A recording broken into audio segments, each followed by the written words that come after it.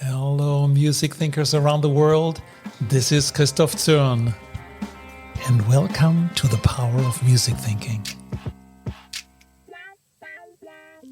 For 5 years, I've been facilitating conversations with top performers who are also musicians to uncover the unique habits, research, and mindsets they use to succeed, so you can leverage their experiences as a toolkit for your own path.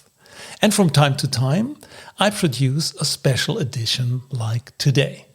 Launching this podcast exactly 5 years ago on the 19th of May was just the beginning, and today is a milestone worth celebrating by sharing a few hidden gems. Though narrowing it down is tough when every single episode is a rich, deep rabbit hole of its own. But let's start with an insight from one of my guests, Nina Kraus, professor of neurobiology at Northwestern University. She explains that we engage deeply with sound, but we can ultimately hear only what we already know. So let's do a short exercise. To give you an idea of our conversation, here's a short example of what Nina calls what we know influences how we hear. So what we are paying attention to is part of our brain. So here are 4 seconds of noise and speech mixed together. And welcome to the power of music thinking. Did you hear anything? Could you understand something? Okay, here comes the speech with the noise turned down. And welcome to the power of music thinking. Okay, and now I play the first sample again. And welcome to the power of music thinking. So isn't this exciting? So when I heard this for the first time, this was really game-changing. So our brain really does only listen or hears what we already know. Okay, so based on this insight that you can only hear what you know, I want to help you expand what you know. And with a little help from AI, I scrabbled through our archives and found 4 big themes that are incredibly relevant for modern leaders. I've mapped them into 20 leading questions and published the full guide, including all the links and the show notes on musicthinking.com. So our first theme is leadership, style, and organizational structure. So on the website, we address questions about strategic failure, scaling culture, and adaptive leadership. But a big one many leaders struggle with is, how do I empower a team of highly skilled experts without micromanaging? And the answer from that episode comes from the Orpheus Chamber Orchestra. They have rehearsed and performed without a conductor for more than 50 years. So no conductor at all, even not in a rehearsal, not in a performance. And the trick is by giving everyone the full score rather than just their individual parts. The musicians understand their role within the whole complex. So this empowers them to take true ownership of the final output. So let's hear from former CEO and violinist Harvey Seifter. So generally speaking, in a symphony orchestra, you have, of course, the conductor is working from the full score, and the individual musicians have their parts. The music stands in front of them. The parts have been carefully marked by the principal of their section, in coordination with the concertmaster, in coordination with whoever the music director of the orchestra is, perhaps the visiting conductor, who set the parts ahead the way that person wanted the bowings to go and the phrasings to go. So there was that kind of centralization and specialization and top-down approach, which was baked deeply into the culture of symphony orchestras over a couple of centuries. Mm-hmm. So Orpheus used the scores differently. Every musician worked from the full score. Oh, wow. Now, they also, of course, had their own part on the stand in front of them, so they visually not, be able to focus. But each musician was working from the full score. So everybody understood what their own role was in relationship to a complex whole. And that empowered them to think and feel and act and contribute and suggest and argue for their point of view about how they can best support this whole and what this whole ought to be. That's a profound change. Now, I think the link with leadership and with whatever field you're operating is easily made. So give everyone all the information, understand what's the total output will be, and everyone will be the leader. Okay. The second theme is innovation, agility, and strategy. So we explore how to navigate uncertainty, map business challenges, and avoid chaos during agile transformations. And we also tackle a question on everybody's mind at the moment is AI a threat to our craft? So let's hear what Maya Ackerman says, a world-renowned AI expert who has been at the forefront of generative AI since 2015. I think what you're talking about here is kind of the myth that we believe, right? So this idea, I like to call it the all-knowing oracle. This idea of a machine being an all-knowing oracle where you just ask it something and it just gives you the answer, or you just tell it something and it gives you a whole building, is something that science fiction has been feeding for decades. Right. But it's a completely flawed vision. This is not what technology is most of the time. It's a wrong goalpost. It's very, very misguiding. It's disempowering. It fosters addiction. And it's the whole idea that the machine knows better than us is absurd. Other than looking up facts in a context where facts are appropriate, for which you don't even need AI, you just need a lookup table. Other than that limited context, the whole idea of an all-knowing oracle is absurd. And we need to start moving away from that vision and thinking about machines in a lot more of kind of, I think moving away from the all-knowing oracle, we can actually respect technology for what it actually is. Accept the fact that it's flawed. Accept the fact that, like us, it makes mistakes. Accept the fact that it has some wonderful strengths.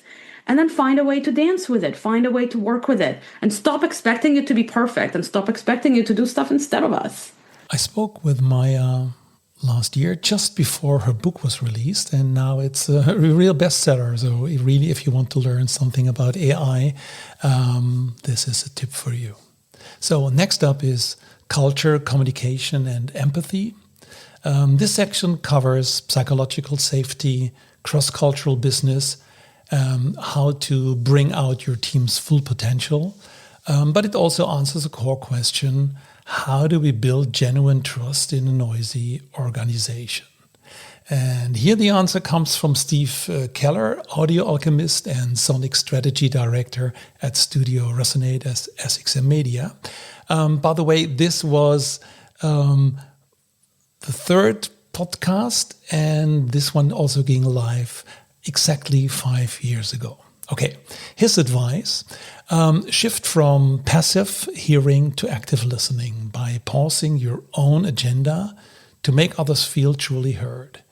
He even suggests starting high-stakes brainstorms with 60 seconds of complete silence to reset the room. Let's listen in. We're going to look at problem solving. Some of this will be familiar, but some is going to be unfamiliar. That may be uncomfortable, but that's actually a good thing because it's going to help us to listen more. One trick sometimes I do in brainstorms, I'll often begin a brainstorm with 60 seconds of silence. And 60 seconds can seem like an hour or longer. And I'll ask folks to start by, first just clasping their hands. Just put your hands together with your fingers intertwined. And some of us will do that and have the thumb of our left hand on top. Some of us will have the thumb of our right hand on top. And I'll say, before we begin these 60 seconds, clasp your hands again, but switch where your thumb is. And so that simple exercise creates a different physical awareness that's odd. And then the silence creates a space, to begin not only listening to our own thoughts, but becoming aware of that different feeling in our body. And then when we begin the brainstorm, we've kind of reset some things. And I've often found that in the flow that comes from that, people are just beginning to be more intentional in their listening. Right. So again, these are just simple tricks that, we can use to hack our sensory perception and break us out of habits that perhaps get in the way of us really listening to each other or consumers or the world or our brands. So that's a very practical one. You can give it a try in your next brainstorm. So start with 1 minute of silence and the short instruction that Steve just shared with us. Okay, our fourth theme focuses on the leader as an individual, specifically looking at development and well-being. We explore how to maintain focus under pressure, avoid burnout, and keep your brain sharp. We also look at a very practical challenge. How can I quickly reset my mindset before a difficult conversation? So the answer comes from Nina Kraus and her extraordinary personal story and life hack called mind DJing. By using simple rhythmic sounds and intentional breathing for just a few minutes, you can hack your sensory perception and completely transform your state of mind before you step onto the stage. As you hear the sound, you may choose to close your eyes and just be in this moment for a little bit. Breathe in and out at a very normal, relaxed pace. And let the sound be absorbed by not just your ears, but also through your body. And when you have that, I'm going to play you a new sound. So as you hear this rhythmic thing, I want you to think of something that was a little stressful in the recent past, a situation where things were not very good and you were feeling slightly uncomfortable. Just notice the emotions in your body as you watch that scene playing out in front of you. Notice your facial expressions, who all were there around you, how they made you feel. And now we're going to shake it all off. So just shake your body, shake your head, your neck, your shoulders, just shake it all off because we don't want to be in a negative place. We want to change that. So once you've shaken it off, here we go. Now pay attention to the sparkly new sound. And as you listen to it, so I think you get the idea, and I don't want to play the whole thing because it's 3 minutes longer. And I want to urge you to listen to the whole episode because it's a very special story. She lost her voice as a Bollywood singer. She's from India and couldn't talk for a year. And then she found out what she can do. So a very special story and also a full exercise in the middle of this episode. So, but the power of music thinking isn't just about organizational strategy or personal things. It's also about how sound shapes our physical world and cultures. Over the past 5 years, we've gone on some incredible sonic journeys that explore the wider ecosystem of sound. We dived into the intersection of architecture and music, looking at the spectacular inferior instrument photography of Charles Brooks. And we also explore spacious sonics with architect and composer Emma Kate Matthews. She actually contrasts the acoustics of a dead anechoic chamber with the majestic resonance of the Sagrada Familia in Barcelona. It completely changes how you experience a building. So she did 4 different sound examples. Another theme, Japan, has also been a recurring theme. We've explored everything from bridging European and Japanese communication habits to the personal benefits of learning an exotic instrument like the shakuhachi flute. And we hear from musical interventions with executive leaders in an orchestra setting. We've also leaned heavily into field recordings and sound walks. For example, we traveled to my birthplace in Germany to record a 400-year-old Sunday sound ritual.